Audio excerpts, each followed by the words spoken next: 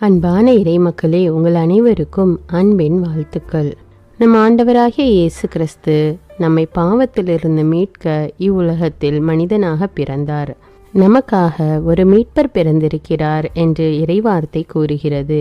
நாம் பல நேரங்களில் தெரிந்தோ தெரியாமலோ பாவம் செய்து கொண்டேதான் இருக்கிறோம். அவ்வாறு செய்த பாவத்திற்கு மனம் வருந்தி மன்னிப்பு கேட்க வேண்டும். அன்று பேதுரு இயேசுவை மறுதலித்தவுடன் தாம் செய்தது தவறு என்று உணர்ந்து உடனே மனம் வருந்தினார்.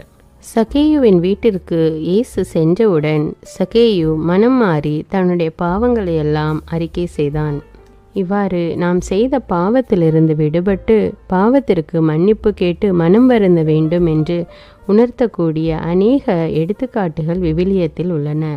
இப்பொழுது நாமும் நம்முடைய பாவங்களுக்காக மனம் வருந்தி மனம் திரும்புவோம். இப்பொழுது என்னோடு இணைந்து நீங்களும் இந்த பாவ மன்னிப்பின் ஜெபமாலையை ஜெபித்து பாவத்திலிருந்து மீட்பு பெறுங்கள். தந்தை, மகன், தூய ஆவியாரின் பெயராலே ஆமேன். ஆண்டவரே, என் ஆன்மாவை மீட்டருளும்.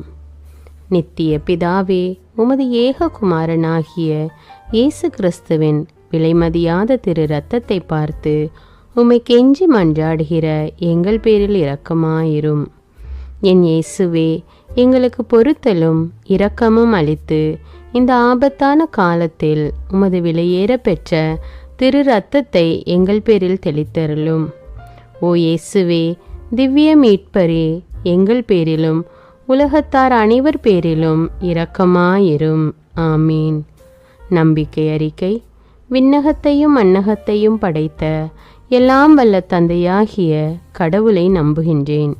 அவருடைய ஒரே மகனாகிய நம் ஆண்டவர் இயேசு கிறிஸ்துவை நம்புகின்றேன்.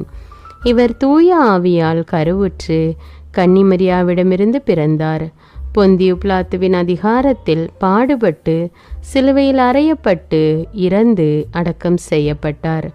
பாதாளத்தில் இறங்கி 3ஆம் நாள் இறந்தோரிடமிருந்து உயிர்த்தெழுந்தார். விண்ணகத்துக்கு எழுந்தருளி எல்லாம் வல்ல தந்தையாகிய கடவுளின் வலப்பக்கத்தில் வீற்றிருக்கின்றார். அங்கிருந்து வாழ்வோருக்கும் இறந்தோருக்கும் தீர்ப்பு வழங்க வருவார். தூய ஆவியாரை நம்புகின்றேன். புனித கத்தோலிக்க திரு அவையை நம்புகின்றேன். புனிதர்களின் உறவு ஒன்றிப்பை நம்புகின்றேன். பாவ மன்னிப்பை நம்புகின்றேன். உடலின் உயிர்ப்பை நம்புகின்றேன். நிலை வாழ்வை நம்புகின்றேன். ஆமீன். ஆண்டவரே, எல்லா பாவ செயல்களிலிருந்தும் சோதனைகளிலிருந்தும் நித்திய நரக ஆக்கினையிலிருந்தும் என் ஆன்மாவை மீட்டருளும். தந்தையே இறைவா, அனைத்து